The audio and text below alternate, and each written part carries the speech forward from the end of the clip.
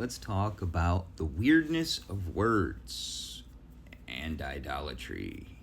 Dun dun dun. So, for instance, a word like apostle, right? When everybody hears apostle, what do you think? The 12. Oh, wait, maybe 11, right? Because a lot of people say that the apostles are the 12 that followed Yahushua, but Judas wasn't one of them, right? He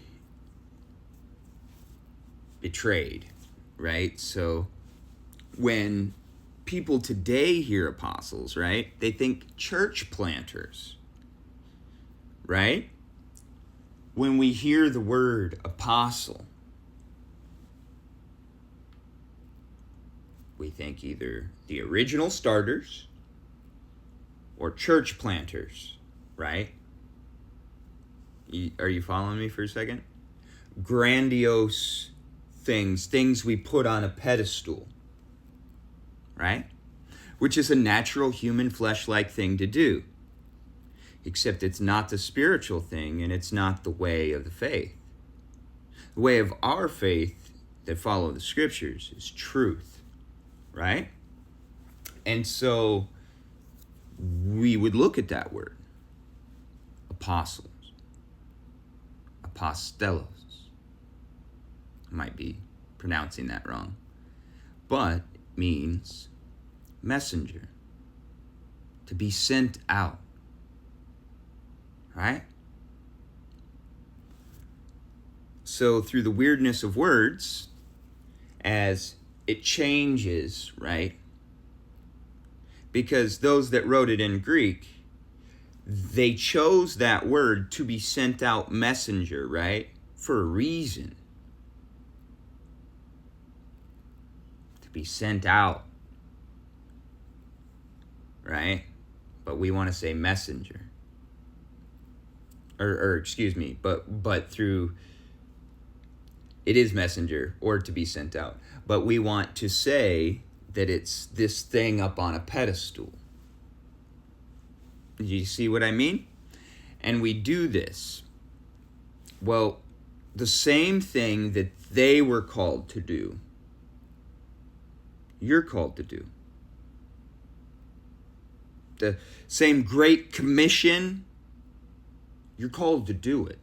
You're called to be one of his disciples. He told you how to be one of his disciples. He told them how to be. He told people, you want to be a minister in this church? Cool.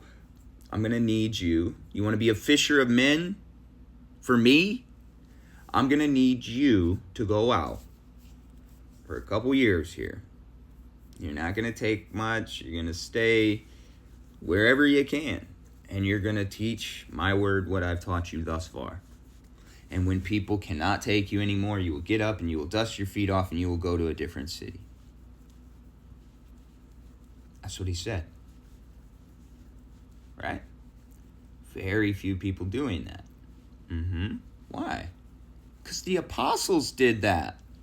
Now do you see? So you weren't sent out? You weren't sent out to be a messenger of the Most High in the fashion following the way of Yahushua? Do you see?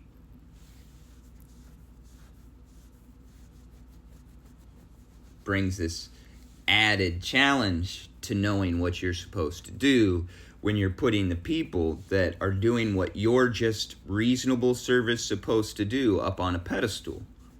Because then it's like they did it for you, right?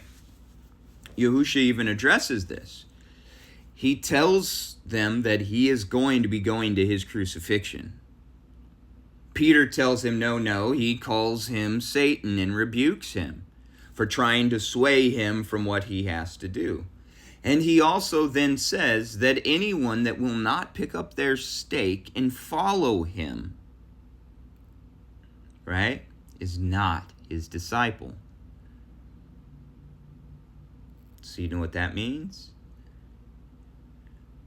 By putting him up on a pedestal or putting him up on a cross when it was a stake, and now saying that he did it all so we don't have to live in sacrifice. It's a blasphemy. We have to sacrifice our flesh every day. Your worldly ambitions are to go away. Why? Because you have been sent when you actually have been called by him. You are now a messenger, a proclaimer. Ta-da! That's what you do. Yeah, you might do other things to keep this vessel alive. In whatever way you have to. As long as it's in alignment, of course, right? As much as it can be in this fallen world. But you have a new mission. And that mission isn't a little mission, but when we make others special, put them on a pedestal too high, right? A true apostle, a true disciple, a true sent one that was elect and chosen, they would not like that. Like, I don't want people to put me on a pedestal even. And I wouldn't say I'm anywhere close to where they're at. And I'm telling you not to put them on a pedestal, and I think they are much, much farther than I was. Right? But you have to understand, we're not to put them on a pedestal in their function because we're supposed to do it. Same thing, Yahusha, I'm not taking anything away from his sacrifice. He did die for our sins. For our complete ignorance and rebelliousness to the Most High, he died. That is correct. And those that actually see,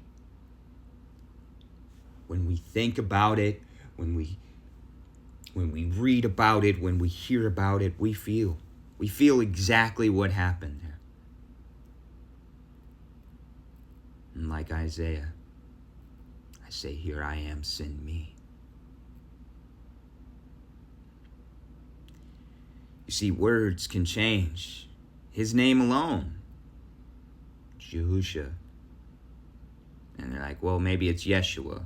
Well, we're going to turn it into Iesus. Oh, we're going to turn it into Jesus. We're going to turn it into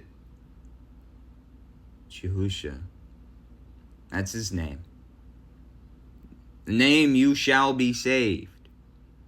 Can you follow truth? Can you? Dun, dun, dun, dun, dun, dun, dun, dun. He who has a love for the truth shall endure to the end, folks. We have to look at these things. That way we don't trip ourselves into idolatry by putting something else up there and then not doing the work. When Yahusha came, they all thought that they were chosen and Yah's chosen people, and they had already made it. They just go through their life doing the things, and here we are. Yay! Continuing to kill animals that the prophets had already told them to stop killing, right? Because they didn't understand the reason why they were given the sacrifice. So now you're just killing animals. Their hand was supposed to be stayed like Abraham's. It wasn't. Because they didn't want to give their life. They would rather reinterpret the word. You see? They would rather change and twist the word versus honor it. Because honoring means giving up the self. Can you do it?